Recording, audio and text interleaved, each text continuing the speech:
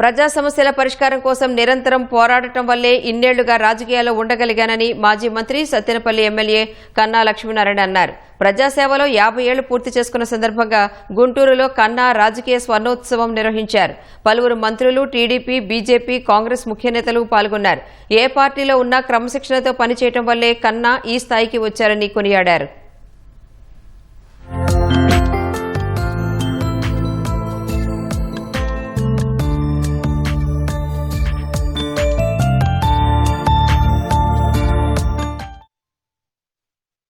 Full time పాలిటీషియన్గా ఉండి చాలామంది స్నేహితుల సహకారంతో, ఎంతోమంది పెద్దల ఆశీర్వాదంతో 5గురు ముఖ్యమంత్రుల దగ్గర పనిచేసేటువంటి అవకాశం కలిగింది. మరి మీరందరూ కూడా వచ్చి ఈ కార్యక్రమంలో పాల్గొని ఈ కార్యక్రమానికి ఒక శోభ తీసుకొచ్చినటువంటి పరిస్థితి. అది చూస్తే ఆశ్చర్యపోతాడు. 6 సార్లు ఎమ్మెల్యే ఎలా గెలిచారా బాబు అని ఆశ్చర్యపోతారు జనం. రాబోయే రోజుల్లో కొత్త నాయకులు వస్తారు. వాళ్ళందరూ కూడా సార్ని చూసి అతను అడుగు చేయాలని అడగలిగితే ఈ రాష్ట్రం బాగుపడుతుందని చెప్పి ఈ సందర్భంలో మనం చేస్తాం.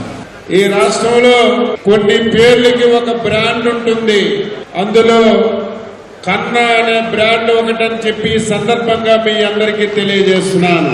ఎవరైనా సరే ఆపద ఉంది, నాకు ఈ పని ఉందంటే వెంటనే చేసి పెట్టినటువంటి వ్యక్తి కన్నా లక్ష్మీనారాయణ గారని చెప్పి తెలియజేస్తున్నాను.